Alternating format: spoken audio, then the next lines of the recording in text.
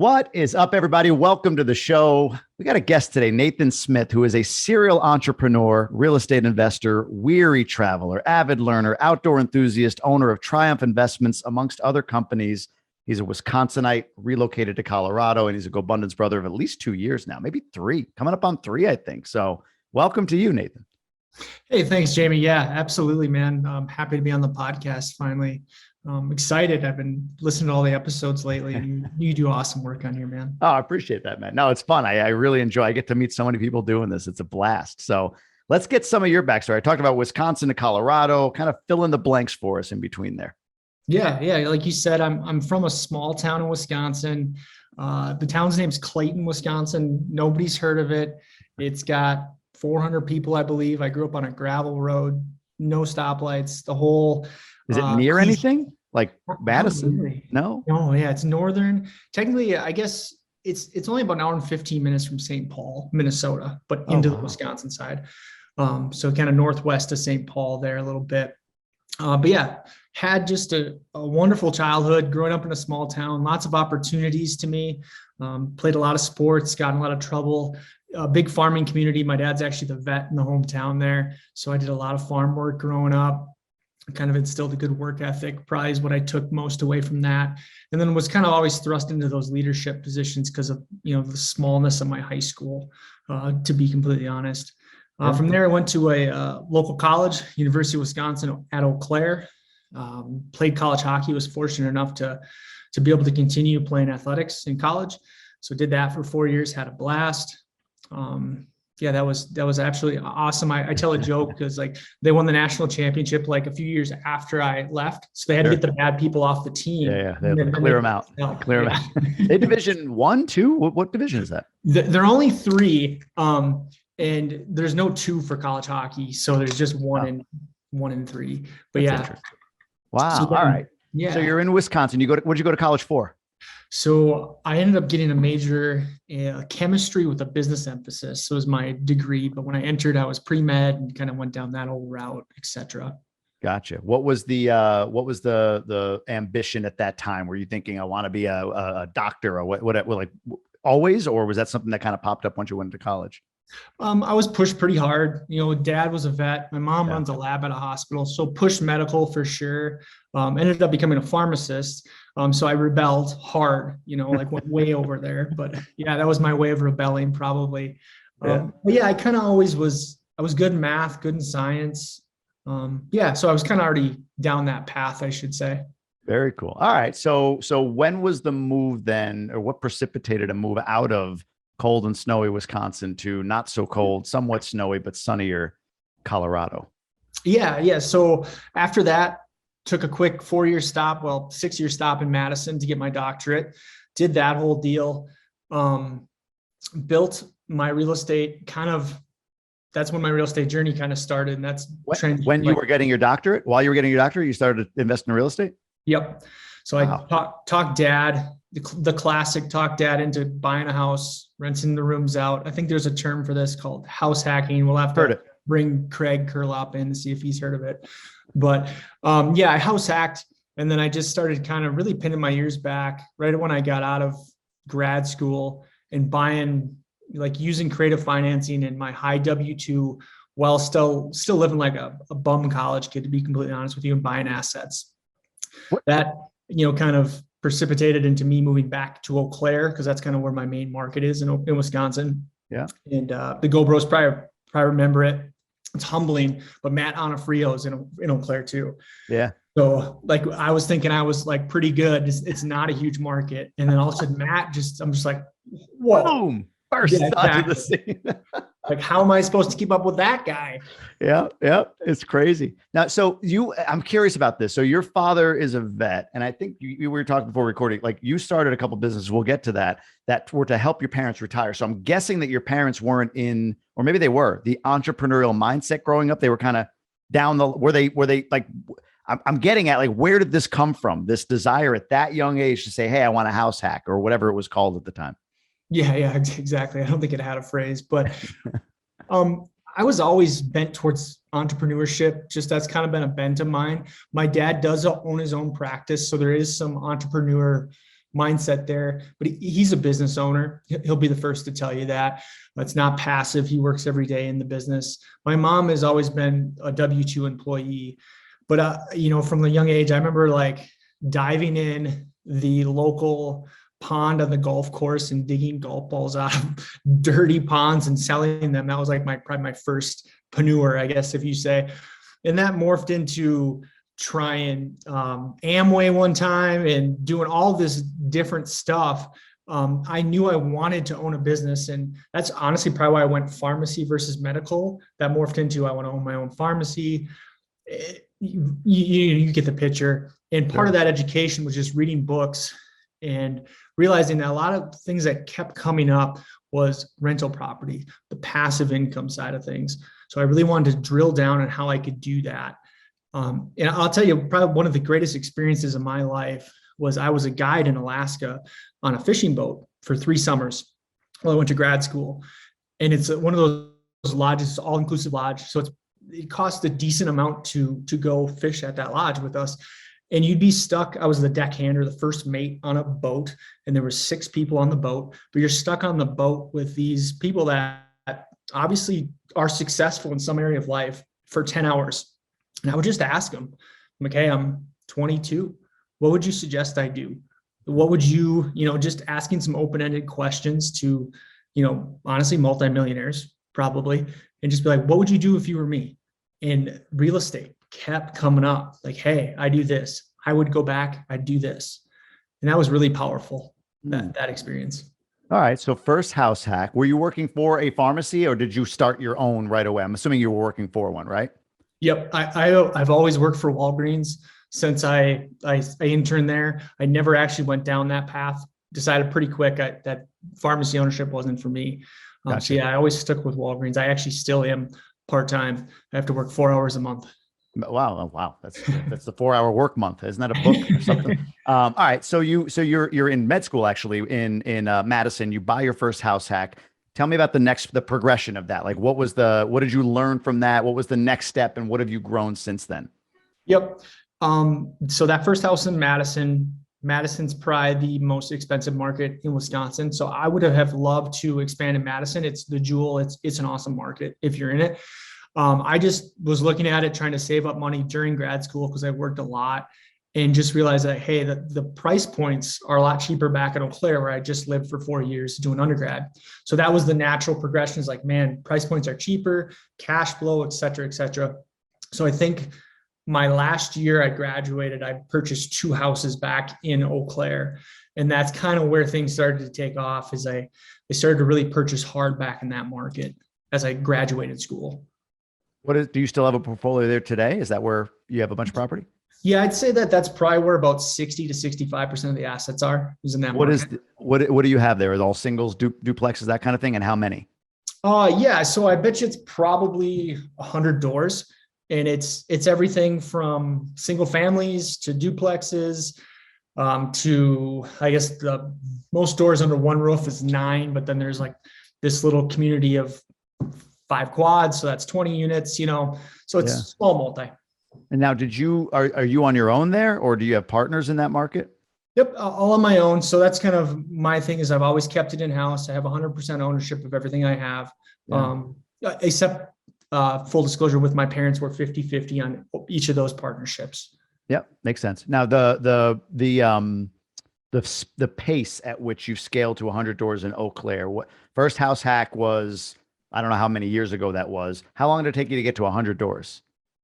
I just had a large purchase last fall that probably brought me back up to 100 doors in Eau Claire. I mean, overall, the global portfolio, I think is right around 180 doors.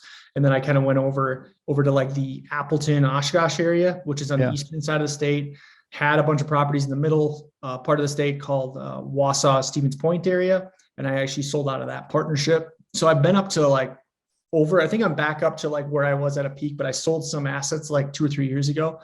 But yeah, I mean, to get to 100 doors, I was probably there 18, maybe 19, somewhere around there. You were there when you were 18, 19? No, 2018, 2019. Okay, got you. So 2018, 19, and that's when you hit 100 doors. And when did you buy your first house hack? What year was that? So the first house hack was 2010, but then I didn't purchase another asset till 14. Wow. Okay. All right. So you in a short order scaled quickly. What was the strategy? How did you, were you just really well capitalized? The job paid that much? You lived that below your means, or what was there some burst strategy in there? Combo of everything, honestly. Like I lived like a pauper when I graduated school. I house hacked for the first year after graduation too, and still lived for free. I'd purchase deals, and I ended up working night shift, 7 on, 7 off at a Walgreens in Madison right when I got out. And bringing that much money in compared to not having any money for like the first 26 years of my life, I could put these little 80, $100,000 houses, because that's what they're going for at the time, under contract with only having a portion of the down payment, knowing in 60 days I could make that much to purchase it. You know what I mean? Like I know I'd stockpile $5,000 a month and I needed another 10 in 60 days. And I could pick up extra shifts. I could do that. But very quickly, that comboed with creative financing, like that's kind of my jam. A lot of seller financing. I've probably taken, I don't know, 1.5 million or so in seller financing, and creative like seller credits back at closing, etc. That's kind of my jam. So talk about that for a moment, because I also want to get into the small, like the lower value market like you're in. I have a property that's remaining. I had 5 doors there, not 100, in upstate New York. That was not a growth market. It's a cash flow market, right? Low price per door, but great rents. Rents are like, so, and I'm assuming that's what you have in Eau Claire and the other parts that you're of Wisconsin and kind of Minnesota that you're investing in. But go back to creative finance for a moment. Talk me through. Give me an example. Like, how do you find the deals, and then how do you approach the creative financing aspect with the seller? For sure. Usually I find there has to be some sort of a relationship base. We did pull off a pretty large one without any relationship and a broker in the way, but usually it's you talking with the seller. Back when I started off, it was hat in hand, to be completely honest. Like, hey, I'm just getting started. I don't have a lot of capital. You have a good amount of properties. I'm very interested. I'm hardworking. I can do all this. Like, see, like I'm the good old Wisconsin boy. That's the next generation. Would you help me with the down payment? And that seemed to tug at some heartstrings a lot. And it was the truth, right? Like I got deals that I in no way qualified for, should have gotten, etc. Put any other ism on there. Like we like the first big deal that kind of proved to me that everything was possible. It was me and a partner that it's Triumph Investments. I now own it 100%. And he had the knowledge. I was more the income side of things, but we ended up purchasing 2.5 million in properties, and we ended up full seller carry and seller credits. So I remember walking in to the closing and walking out with no money or not bringing anything closing, walking out with 36 doors, 11 properties, and like 85 grand. And I was like, what just happened? Like, there's no way that's possible. And that really kind of set me on a trajectory. In full disclosure, that was mostly my partner at the time. Like he knew what he was doing. And then I kind of learned from there how to do it. Yeah, you got to grab the right person. You got now. So that partnership is over. Did you buy him out? Did that just fall apart, or what happened there? Yeah. So kind of what happened is we ended up starting a property management company together. We got into the restaurant industry. We did some frac sand mine stuff, a lot of things along the way. He ended up, we split, I think it was in 2018, most of our stuff. He took the property management company, which we were at like 1,000 doors at that time. Since he's done very well with that, I think he built it to over 2,000 doors. It's called Prosper Real Estate. He took the restaurant and I took the assets we had together. It was kind of the basic breakup of stuff. And the reason we had to do that is honestly, the restaurant wasn't doing that well. And I needed to create cash for him so he could operate that. Gotcha. Interesting. Wow. Okay. Well, so it all's well that ends well, I guess, as they say. So, all right. So talk about buying in markets like that. Okay. So I'm going to assume, maybe I'm wrong, that the Eau Claire market where you bought, and I know everything's gone up everywhere. Like there's people say, oh, this market's like every market's hot. Every stinking market in the world, no matter where you are, is hot. But hot for Eau Claire, I'm going to guess, is a little different than hot for, say, Denver or Chicago or whatever the case may be. Buying in a market where I'm assuming you're forcing appreciation more than you're getting it from the market. Sustainable? Is that something that you feel as though, hey, it gets me to a certain point? Can you grow and scale with that model, or is it just Is there a cap on that? Because I know a lot of people shy away from markets like that for, wow, people are moving out, right? It's not a growth market. Look at city data, like, it's high poverty level, lower, like maybe people are leaving, like population growth is flat to maybe slightly down, but you're buying there. So what does that look like? Is that sustainable long term? Um, yes and no. Like you hit on some great points, and I've definitely had to morph my buying. I started buying in the core of Eau Claire, kind of which there's like this little hill in this like downtown area, is post Civil War built. And I own a bunch of 1860s houses down there, which anybody listening to the podcast knows what comes with 1860s houses. Lots of maintenance, repairs, things that you just didn't see coming. So now that's definitely morphed into where I won't buy anything older than about 1970s right now, but I still own a lot of those houses. So I'm buying a lot more newer, bigger multifamily. That's my goal now. So yes, I am transitioning. Eau Claire has seen a very good appreciation, which is to no credit of my own. It's just how the population is growing, et cetera. So it's very hard to find cash flowing assets there. And the whole kind of seller financing thing is, I'm sure like it's hard to make things pencil right now at 70% LTV. You want to slap on a second mortgage, it's even tougher right now. So I don't know how applicable that is in this market right now. Interesting. Okay. So now you're in Colorado. What made you move to Colorado? A good woman. No, but seriously, there's a story there. Yeah, I met my wife. She was finishing up her master's in Eau Claire, and we started dating about this time of year. Actually, it was maybe a little bit later, like March, and we're about a month in. She was coming up on graduation in May, and she took a kind of her dream job out here. She has some family out in Colorado, and she broke the news to me about a month in, like, hey, just so you know, like, I got this job opportunity and I want to take it. And I didn't want to hold her back from her dreams. And plus at a month, I don't know, like I like this girl, but we'll see. Well, fast forward 3 months, I was like, this one could be the one. And then she's like, okay, but now I got to go take that job I told you about. And I'm like, dang, like, shoot, played that one wrong. So we did the distance thing for about 10 months. Then I kind of separated myself from like the property management company. That was all during that time, kind of freed myself up, whereas I could go and kind of follow her. So that's kind of how I got out here, and it's been great, honestly. Wow. So are you maintaining a presence, continuing to build where you can back in that market? Like, hey, I mean, you've got a lot of knowledge of that market. It's you've got a competitive advantage there. Are you looking to expand like closer to where you are? Does it matter now? Like the distance investing, does it really matter for you, or like what's next? Yeah, absolutely. Yeah, definitely want to scale, getting into larger multifamily projects. I'm comfortable in probably about 4 or 5 markets. I would love to get in more into like Rochester, Minnesota, Sioux Falls, South Dakota. Again, those are Midwest markets that I know that are growing, have some kind of competitive advantage. I'd love to invest in Colorado. It's tough for me to make the numbers work out here. It really is.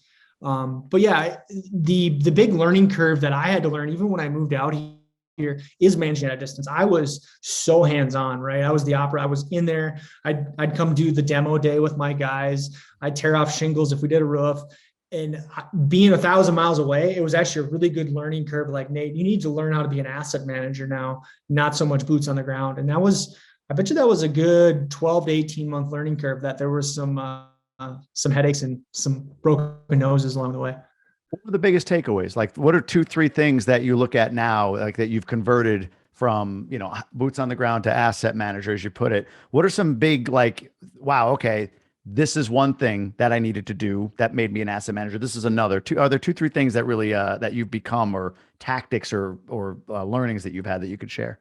Yeah, absolutely. One of the biggest ones probably is, and it's an old adage and we've all heard it, but like I really had to put it into practice, is no one cares as much about your stuff as you do. Right. Yeah. So like, I remember I moved away and I think I bought like 90 units that year, and I was just moving away and I was like, well, this is just going to happen how it's always happened. But I wasn't there to make sure it was happening.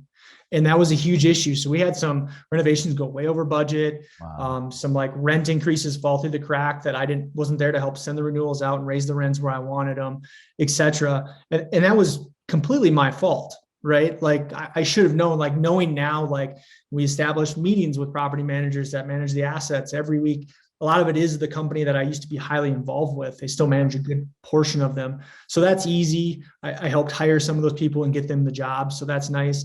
But it's weekly meetings, it's KPI, it's the whole EOS system, right? I mean, you got to have your metrics down, and checks and balances is huge. Did you implement, did you full implementer the whole 9 EOS into your business or no?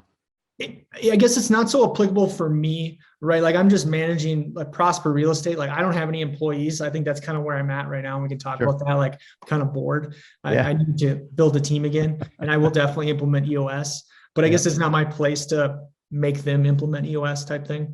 Yeah. No, that makes sense. Okay. I get that. Now you have a couple of businesses you mentioned a bit ago that are partnered with your parents. Talk about that. Why? What does that look like? My parents, they did everything for me. They were awesome. They gave me every opportunity to succeed. My dad on my first house hack, that's where the down payment came from. It worked out okay. Like I said, we bought it in 10. I think we sold it in 16 or so. Nothing, again, no credit of my own, but if you bought something in 10 and you sold it in 16, you know what happened, right? Sure. But it honestly was probably one of my worst investments. But by the end of that, I kind of had started to figure some stuff out. And my mom and I started buying, and she has a very long-term mindset. She didn't need to see a return. She's like, I just want passive income during my retirement. So like I started to really get this down, and like I used very little cash. Like in my dad's portfolio, I think it's valued at like 1.8 million or something like that. Wow. And I showed this to, and that's gross. That's not net. Like I think the value. Yeah, sure. Yeah. That's just the assets it holds. But I think we're all in for like $15,000 of cash. Wow. So like super creative, right? Pulling equity. Oh, kidding. Yeah. Yeah. So cool. Like story that way. And my mom's is we put more cash in, but she's a little bigger. I think she's at like 2 million in assets, but it's overjoying because they're both 64 right now. And we just started pulling monthly withdrawals for them. So I think they each get like $3,000 a month, and I'm pretty sure it'll keep going up from here, but it's so neat for me personally that they get to do that because they've given me everything in life. Like, wow, really, man. That's the ultimate in contribution. You talk about one of our pillars, right? And to that end, I want to real quick talk about Gobundance. So what drew you to Gobundance? Is it the boredom that you were feeling? You needed to find new people to be around? Like what, you've been around for a while. So what drew you to Gobundance? How did you first kind of get attracted to, and why'd you join? Yeah, absolutely. I think it was, when I was working nights, like this would have been like 16, 17 or something like that.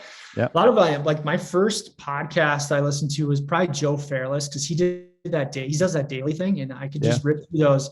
And then Brandon, I found Brandon, and he would talk like about Gobundance, and it started to resonate. And to be completely honest, like I wouldn't be where I'm at without Gobundance, especially like I talked about that tough time when I moved out here in 18, and that's about the time I think it was 19 when I joined Gobundance. I'm coming up on my 3-year anniversary, like you mentioned. Really helped me manage from a distance and get through some of those pitfalls and sidestepping, leaning on the tribe, some of the guys that have already done that and gone down the path. That was so valuable at that time because I was struggling, to be completely honest. Who did you, I'm curious, was that more local guys, more pod? Like where do you lean in with something like that? Or was it just the overall kind of being at events and being around guys? Yeah, for sure. I mean, my pod's solid. I got David Mantek, I got Brandon Rumley, I got Tony Trin, and I got Jordan Graham. A wealth of knowledge across a lot of different asset classes. And those guys were probably my main sounding board. I try to get on David Osborne's calendar about once every 6 months and just ask him some high level stuff. Luckily, was on the phone with him like 2 weeks ago and just kind of picking his brain, seeing where everything's going. I walk away with that, which is nuggets he's not even knowing he's dropping, right? You've been around him. He just says stuff and he's not even trying to like educate, and you're just like, holy crap. It's like what he's distracted in saying is like, oh wow, that was like amazing. Like he might be like looking through his fridge and just something comes out of his head. By the way, does he hang up faster than anybody you've ever heard? Like yeah. I don't know. He must have his finger like on the end button. Like, all right, bud, I'll see you later. Okay, gone. Yeah. You don't even get to respond. He's a busy man. So I just thankful for any minute I get with him and that's a great point. Well, talk about that for a second, because look, you buy into a group like this, and I think there's sort of like there's the there's the celebrity of it. You got the Hal Elrods and the Brandons and the Davids and, some of the other guys like that have these kind of big celebrity. And then you've got the guys who feel like, oh, I'm scratching the bottom, man. I'm like, 1.1, 1.2. I don't know if I belong. Like, you got this big spread. That's really intentional of you. Can you talk about how did you, and look, this is for any Gobundance member or anybody who's thinking about joining Gobundance. Like, I say this to guys in Ascend and gals in Ascend, like, you bought access. You're investing in access. It's up to you now to leverage it. So how did you leverage it? How did you and David become a 6-month dating pair? Persistence, and honestly, Matt King being an awesome guy. Like, man, that guy's awesome. Every time I talk to David, hopefully Matt could be listening. Like, sometimes I've done calls when they're both on there, but Matt's awesome, and he's always been great at coordinating David's time for me. As long as, I hope David gets a little bit of value. Like, I tell him how much I appreciate him and ask him if I can do anything for him, but it's leaning in, right, to answer your question. And if it's to be, it's up to me. So, like, if I want to create a relationship, I've learned, like, I've gone into things and done the wrong thing and been like, well, this is just going to happen. No, it's not. Like, it's completely up to me if it's going to happen. And I need to lean in and try to create these relationships. Yep. That's kind of what I've found.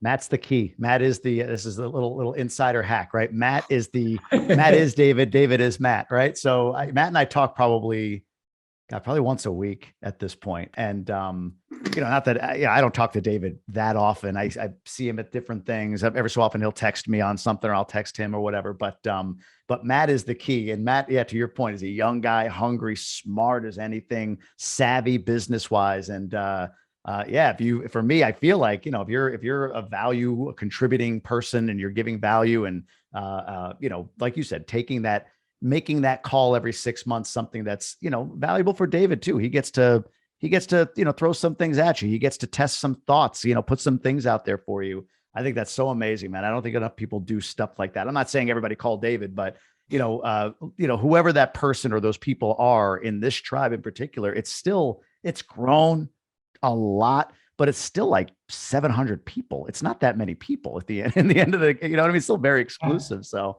I love that, man. I think that's brilliant. So I appreciate you sharing that insider tip, if you will. For sure. Let's jump over to the one sheet for a moment. So we're going to go kind of pillar by pillar, and let's talk first about, you got 180 units of property. It sounds like, I think that's the last number you gave me. So let's talk about horizontal income. Are you comfortable sharing what your horizontal income is? And do you count that as 180 or do you count it as a smaller number than that as far as lines of income? The property, like, if we're going by properties, I think it's like in the high 50s. Like, if we want to go by, let's call it that, high individual 50s. Properties, right? Yep. Got it. Okay. Yeah. What's the horizontal income look like right now for you? So I went through this. Let's see here. I got about 35 a month is kind of where it's at. Makes sense. That makes sense. Full disclosure in that, though, is my parents' LLCs. And honestly, they cash flow about 5 each. Like I said, I mentioned letting them draw about 3. We're kind of on the test. I hope I can increase that this year. So probably about 25 right now is mine, with a couple big value add projects this year that I hope to kind of boost mine a little bit going forward. And what percentage does that make you? Technically, that puts me at like 392. So we're about 6,500 a month. Love it. Why do you keep the Walgreens 4 hours a month? I actually just stepped away not too long ago. I kind of take a different approach. Like, there's the whole approach of burn the boats and we're going all in. I talked to the W2 Exit Microtribe about this not too long ago. I said, I was privy to some loans that I wasn't, like, I shouldn't have got because of my strong W2 income, right? And it was super strong. And I could go to the bank and be like, hey, I live like a pauper. I have no car. I have no house. I moved from flip to flip and I have all this income. And they would give me these loans. So, like, I really milked that job. Like, I stepped away, I think in June of 2021. The year leading up to that, I was just putting 30-year fixes because I'd never gone through and done those, and just saving up money and doing 30-year fixes. So it's not necessary. It's still a fresh leave. So, like, my wife and I's goal this year, like I said, we have about $6,500 a month of expenses. We'd like to net from our W-2s $5,000 a month. So that's kind of our goal. We'll work as much as that takes. We just welcomed a new son into the world like 2 weeks ago. So we'll probably be more working. Yeah, exactly. Oh, 6,500 is going up, man. Sorry. That expense line is going way up. That's totally. Absolutely. So real quick on 6,500 a month for context, is that true? Like, how do I put this?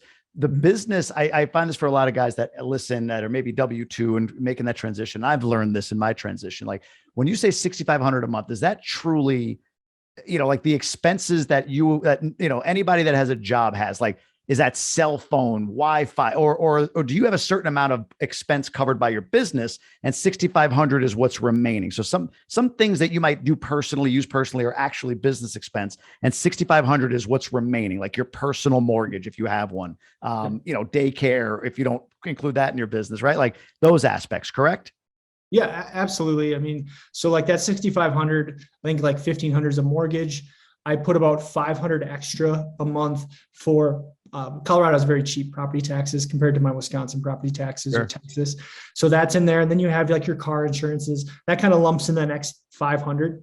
Yep. And we have about $800 a month of car payments. And then my wife and I do this thing every month where we record all of our expenses. Like I have the years of our expenses, and we try to keep it about $2,000 a piece.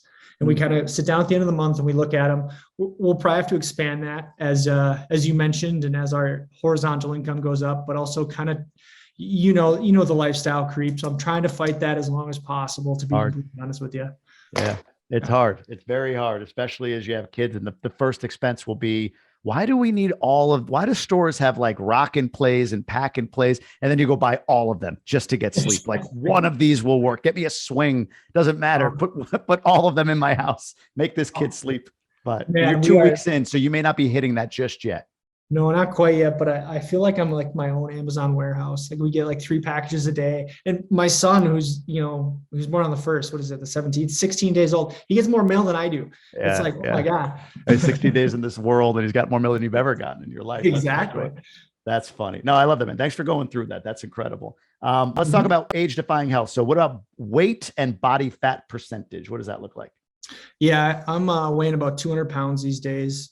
And about 15% is where I had it last. I honestly haven't I do the little calibrator on like the back. Yeah. The last thing I did. And I think that was honestly late 2020, but I haven't really fluctuated too much. I'm overweight probably by about 15, 20 pounds. I could stand to lose. You're in that last like 5-10%, right? That's always the hardest. I try to stay under 160, but like 164 is like I'll go get a burger now. Like once I hit 160, it's only 4 more, but I never burned that last 4. I'm going out and eating as much as I can at that point. I deserve it. Damn it. That's a block for me. Speaking of diet and exercise, what do you do in those regards? Yeah. So that's something, at the pod level, we usually have some pretty good fun with as far as like weight loss challenges. Like I've gotten down, like on one of our challenges, I had to get down before my wedding, actually. I get down to like 183 or something. Wow. How tall are you? I'm 6'1". Wow. So that's getting me pretty skinny. I have I have a little muscle on me, but honestly just didn't feel good. It was kind of a combo of me honestly starving myself to get down there, just limiting my caloric intake. Didn't want to work out. Sure, I look great, but I don't feel good.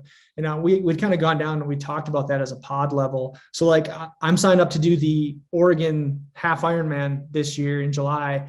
And I'm trying to not watch my weight at all. I'm going to let my body dictate where my weight needs to be in order to complete that. And that's kind of what I've been trying to do lately. That's funny. Yeah. That's what I do with weight too. I don't like, I want to weigh. It's like, what do I feel? I feel really good, like 158 to 160. Below that, like you said, I just don't feel good. I look fine. Yeah. Wow. You're in shape and all that stuff.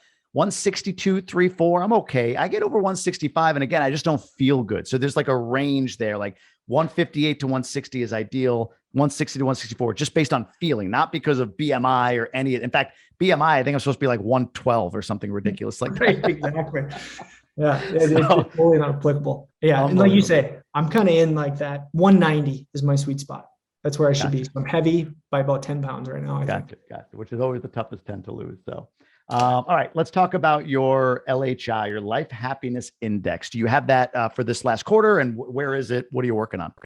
Yeah, absolutely. I have it coming in at about a 7.2. And I think this was from, December is when I did this last. Remember, some of the lacking things, Kate and I's relationships, paramount. And if that's going well, everything goes well, right? And that's wherever the main cornerstone of my life. I think at that time, like Kate was like 8.5 months pregnant. So like there were some difficulties there, like, and is more my fault because I didn't know how to support her, kind of feeling helpless, right? Like just watching her go through what she's gone through in the last, well, I guess 9.5 months, but particularly these last 3 weeks is just, it's awing. It's very humbling, honestly. Like we really don't have too much control over what happens in this world. And it's funny, man. Like it's a cruel joke in some ways for women, right? You go through this body change, morphing of developing a human inside of you, and the moment at which you finally relieve yourself of all of that, now that thing needs to feed on you and needs your nurturing and your comfort. And for you, you've got this inborn instinct that makes you want to do that at the expense of everything else in your life. I mean, it's the most amazing. Yeah, I couldn't have been a woman. No way. Yeah, you hit it right on top of the head. Like I was talking with my father-in-law about that. It's like our creator, God, whoever you want to call that entity, has like a beautiful way of designing life. But in this one way, he makes the women go through this childbirth, like you said. And usually then there's like, oh, then this rest period. There's nothing. It's from the frying pan into the fire. It's like, man, like we couldn't design that any better because he's done a great job with everything else. Hey, for me being a guy, he did a great job. I can't imagine nursing children. So I'm going to be selfish here and say, nice job, God. Nice job.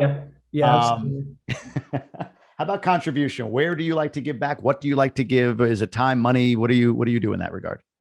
So one of my biggest things I did, and I did this I think it was like right when I left grad school. Like my town's, like I said, super small. I started a town scholarship and I've kept that going. I think it's like in its 8th year or something like that.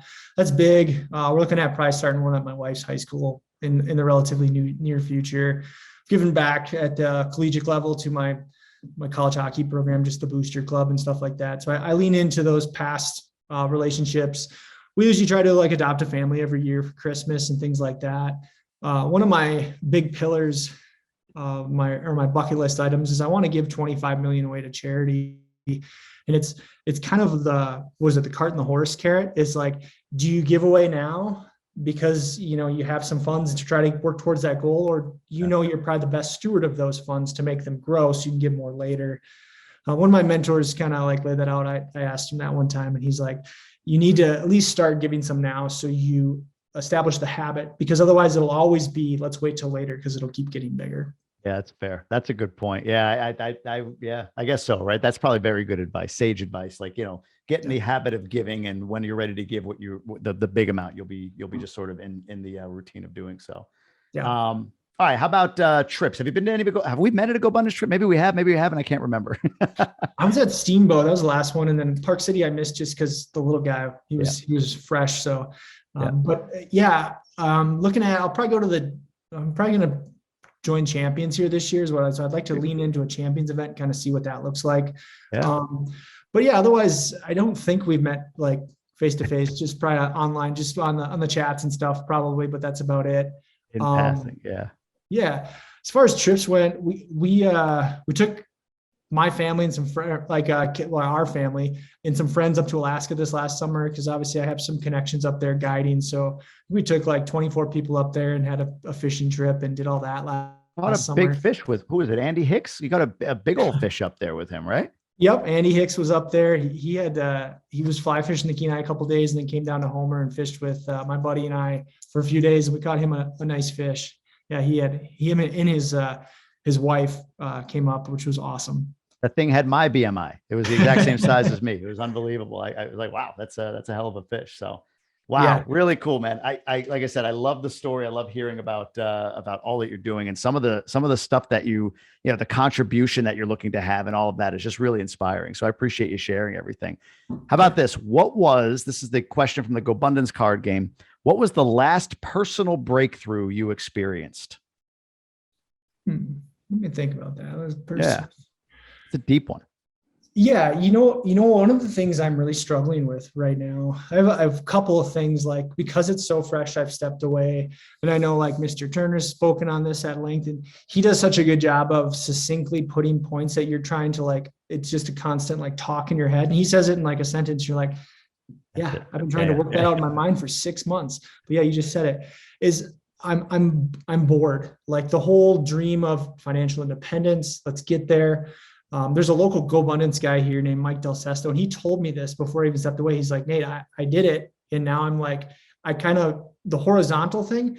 Brandon talked at Steamboat. He's like, you got to lean into some projects a little bit to get them to horizontal, kind of a diagonal income. And I'm looking for more diagonal income projects where I can lean in for 12 to 18 months and they pay for the next 20 years type things. So I'm kind of, my breakthrough is that I'm ready to go back to work and start taking on new projects, especially with, kind of the last 2 weeks with the little guy being born, really kind of like, hey, you need to get this done. So when he's, 5, 6 and on, like you can spend some quality time. Yeah. It shifts things for sure. Even if it's not knowingly, unknowingly, it shifts things for you. Do you have any sense of what that project's going to be? A category? Is it real estate? Is it syndicating? Any ideas on that?